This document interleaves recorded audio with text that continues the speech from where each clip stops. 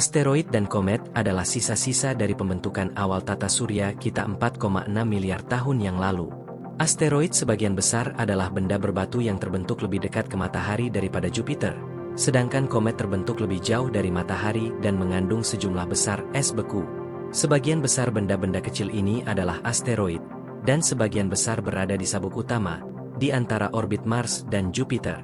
Jumlah asteroid yang diketahui saat ini di seluruh tata surya adalah sekitar 1.300.000. Asteroid memiliki ukuran yang beragam, mulai dari Vesta, salah satu yang terbesar dengan diameter sekitar 329 mil, hingga benda-benda sekecil 3 kaki.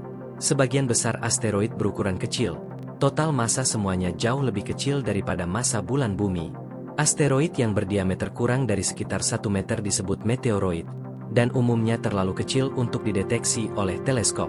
Meteoroid yang menabrak atmosfer bumi menjadi terlihat sebagai meteor dan sebagian besar hancur.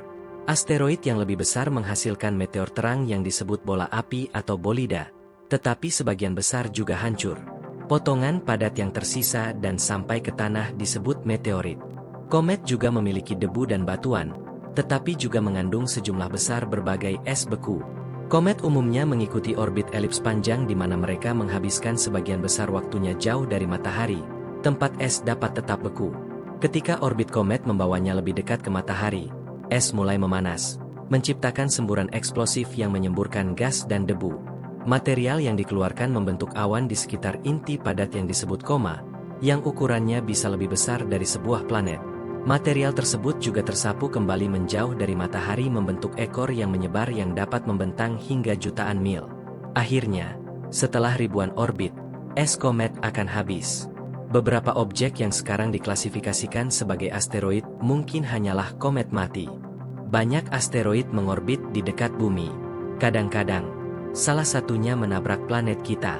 Misalnya, dinosaurus diperkirakan punah akibat dampak asteroid besar berdiameter 6 hingga 9 mil menabrak bumi 66 juta tahun yang lalu.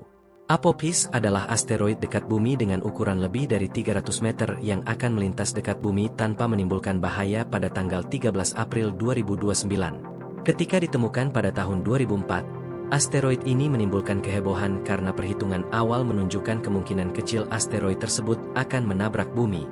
Kini diprediksi asteroid tersebut akan melewati permukaan planet kita dengan aman pada jarak sekitar 23.189 mil. Meskipun jarak tersebut aman, jaraknya cukup dekat sehingga asteroid akan berada di antara bumi dan bulan kita, yang berjarak sekitar 238.855 mil. Jarak tersebut juga mendekati jarak orbit beberapa wahana antariksa di sekitar bumi. Asteroid ini secara resmi ditetapkan sebagai objek dekat bumi dan objek yang berpotensi berbahaya. Selama jutaan tahun, beberapa asteroid sabuk utama telah dipengaruhi oleh tabrakan dan interaksi gravitasi dengan planet-planet yang secara bertahap mengubah orbitnya sehingga sekarang melewati wilayah ruang angkasa umum bumi. Ini adalah objek dekat bumi. Secara spesifik, objek dekat bumi didefinisikan sebagai asteroid atau komet yang orbitnya membawanya hingga dalam jarak 1,3 satuan astronomi dari matahari. Komet dekat bumi lebih lanjut dibatasi hanya pada komet dengan periode orbit pendek kurang dari 200 tahun. Objek yang berpotensi berbahaya, Potential Hazard Object atau PHO, adalah objek dekat bumi, Near Earth Object atau NEO, yang berukuran minimal 140 meter, dan orbitnya mendekati orbit bumi hingga dalam jarak 0,05 AU, sekitar 7.480.000 km, atau 4.675.000 mil. PHO disebut berpotensi berbahaya hanya dalam jangka panjang. Hampir semuanya saat ini tidak berada pada orbit yang melintasi bumi, tetapi orbitnya cukup dekat sehingga dalam ratusan atau ribuan tahun, mereka dapat berevolusi menjadi orbit yang melintasi bumi. NASA dan badan antariksa lainnya telah mengirimkan pesawat ruang angkasa untuk mengunjungi, memotret, mengambil sampel, dan bahkan bertabrakan dengan berbagai asteroid seperti Bennu, Vesta, dan Eros. Misi pertama yang berhasil mengorbit dan mendarat di asteroid adalah misi NEAR, Near Earth Asteroid Rendezvous, yang kemudian berganti nama menjadi NEAR Shoemaker. Misi ini berhasil mengorbit asteroid Eros selama setahun, dan berakhir dengan mendarat di permukaannya pada tanggal 12 Februari 2001. NASA juga telah mengirimkan beberapa misi untuk mempelajari komet. Pada tanggal 4 Juli 2005, misi Deep Impact NASA benar-benar bertabrakan dengan komet bernama Tempel 1. Pesawat ruang angkasa mengirimkan sebuah wahana seukuran mesin cuci untuk menabrak komet itu sendiri, dan kemudian terbang menembus awan puing-puing ruang angkasa yang dihasilkan untuk menganalisis komposisinya. Inti komet tersebut memiliki lebih banyak debu dan lebih sedikit es daripada yang diperkirakan oleh model. Misi Dawn adalah misi pertama yang mengorbit objek di sabuk asteroid utama, serta misi pertama yang mengorbit dua tujuan terpisah. Dawn menghabiskan lebih dari 1 tahun mengorbit Vesta, dari Juli 2011 hingga September 2012. Dawn memetakan geologi, komposisi, catatan kawah Vesta, dan banyak lagi. Kemudian, Dawn melakukan perjalanan ke Ceres yang merupakan objek terbesar di sabuk asteroid. Wahana antariksa tersebut tiba pada tahun 2015 dan terus mengumpulkan data hingga kehabisan bahan bakar pendorong. Dawn menemukan banyak bukti adanya es air di lintang yang lebih tinggi, serta fitur geologis yang aktif. Dawn tetap berada di orbit mengelilingi Ceres tetapi pada akhirnya akan menabrak permukaannya. Misi-misi lain bahkan mengambil sampel asteroid dan komet.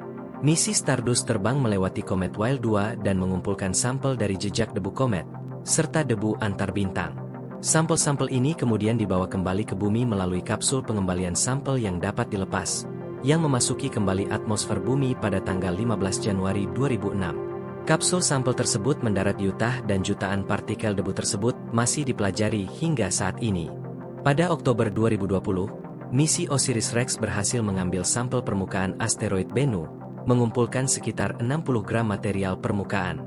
Misi tersebut berhasil mengirimkan kapsul pengembalian sampel ke bumi pada 24 September 2023, dan sekarang sedang dalam perjalanan untuk mengunjungi asteroid Apophis.